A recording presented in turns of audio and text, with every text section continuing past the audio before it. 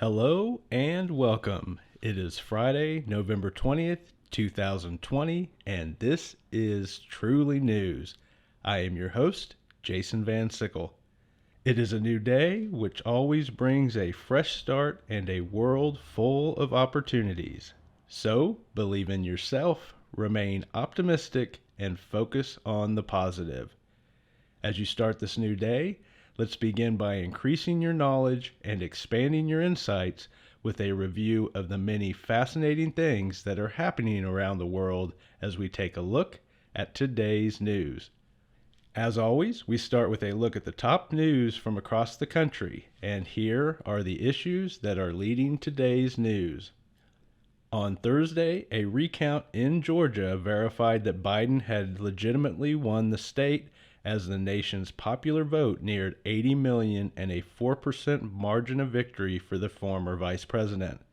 As his win continued to be validated, Biden focused on plans to hit the ground running as president and address the health, financial, and social challenges now facing the nation. In the meantime, Trump continued to ignore the nation's problems and focus all of his efforts on overturning the election results. The president's newest plan to circumvent democracy involved lobbying state lawmakers and having his friend Rudy Giuliani promote more unfounded conspiracy theories. On Thursday, Giuliani and several others spent over an hour rambling about different conspiracy theories on behalf of the president. Their claims involve state election officials colluding and floating unfounded ideas that foreign governments such as Germany and France were somehow involved in a plot to interfere with the election and overthrow President Trump. Most media outlets refused to air the event. In other news, states close schools as teachers become infected by the COVID surge. The CDC warns against travel and gathering as Thanksgiving approaches.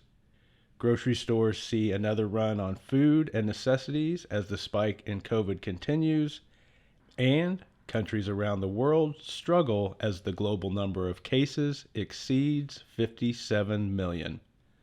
And that is your top news for today. Now, in our look beyond the major headlines, let's start with the latest developments in science, technology, and space exploration. In science news, the fighting style of monarch caterpillars. In a report published in this month's iScience by researchers from Florida Atlantic University, scientists describe the ways that monarch caterpillars fight over resources. Like other species, caterpillars have to compete for resources. For most species, that involves confrontations. In the world of the monarch caterpillar, confrontation involves headbutting when competing over a highly desired milkweed leaf. In technology news, Uber is winning its effort to avoid treating drivers as employees.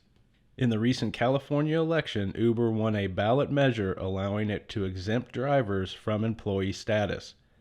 That means the drivers are independent contractors who are responsible for their own taxes and disqualified from receiving benefits like sick leave and health insurance. The ballot measure in California is part of a national push by Uber to be seen as an app company and not an employer. In space news, the world's largest telescope succumbs to nature. Marking the end of a long and distinguished career, the Arecibo Observatory in Puerto Rico is being decommissioned. The world's largest radio telescope has helped scientists search space for planets, asteroids, and extraterrestrial life since the 1960s. However, earthquakes, storms, and natural decay caused recent collapses which were so severe that they made it impossible to salvage the telescope. And that is your science, technology, and space news for today. Now we look at the latest in health, social, and environmental news. In health news, scientists learn more about the cause of Alzheimer's. In new research published in the journal Science Advances, researchers from the University of California, San Diego announced that they have identified an important mechanism involved in Alzheimer's. The researchers found that a change in a specific type of DNA acts as a trigger that causes neurons to lose certain functions. The result is the loss of connections that are important to memory. In social news, more people now prefer living together over marriage. A recent survey by the Pew Research Center found that Americans are increasingly cohabitating in relationships. The research found that the number of people who have cohabitated is now higher than the number of people who have been married. The study also found that people are delaying marriage to a later age in life, while an increasing number of people are opting out of marriage altogether. In environmental news, storms with extreme rainfall are expected to become more frequent. A recent paper published in the American Geophysical Union's journal, Earth's Future, reports that massive storms are likely to become more frequent due to global warming. Major rain events that cause catastrophic flooding are typically referred to as 100-year storms given their rarity. However, new research suggests that those storms will become 30-year storms between now and 2079. And that is your health, social, and environmental news for today. Now it is time for our look at economic and world news. In economic news, weekly jobless claims rise after weeks of steady declines. On Thursday, the Department of Labor released its weekly jobless claims, which represent the number of people who filed for unemployment benefits during the previous week. After showing slow and steady improvements for the last 5 weeks, jobless claims began to increase. The claims are usually more unpredictable around the holidays, but the move is seen as likely related to the resurgence of COVID. In world news, the EU focuses on creating a distribution plan for the COVID vaccine.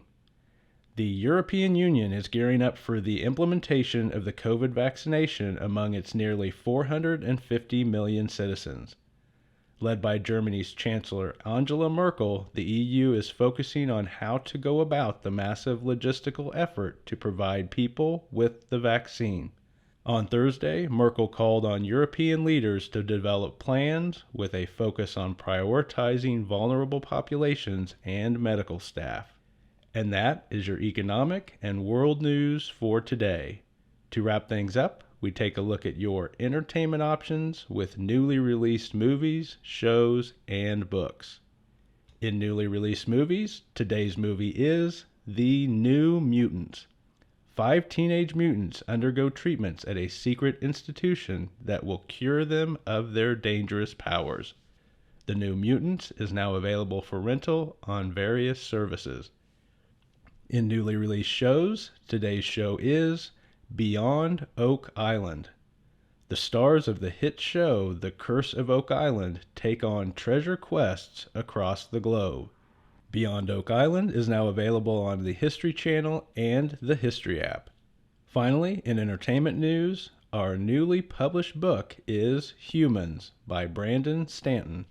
This book includes photos and stories of people from over 40 countries collected by the creator of Humans of New York. This book is presently #1 on the New York Times nonfiction bestseller list. And that is your entertainment news for today. As always, we end our podcast with Hope for Humanity, stories about the goodness and kindness that people show each other every day. And here is today's story. From Cape May, New Jersey, teachers help kids turn political signs into signs of kindness. The teachers at Carl T. Mitnick School in North Cape May are helping their students cope with the recent election by turning political yard signs into positive works of art. The first and second graders don't really understand politics, but they understand how worked up adults got over the election. So, teachers help the kids decorate political yard signs to create a new type of display for their yards at home. This time, the signs will have messages that are about kindness and hope. And that is your news for November 20th, 2020. Have a wonderful day.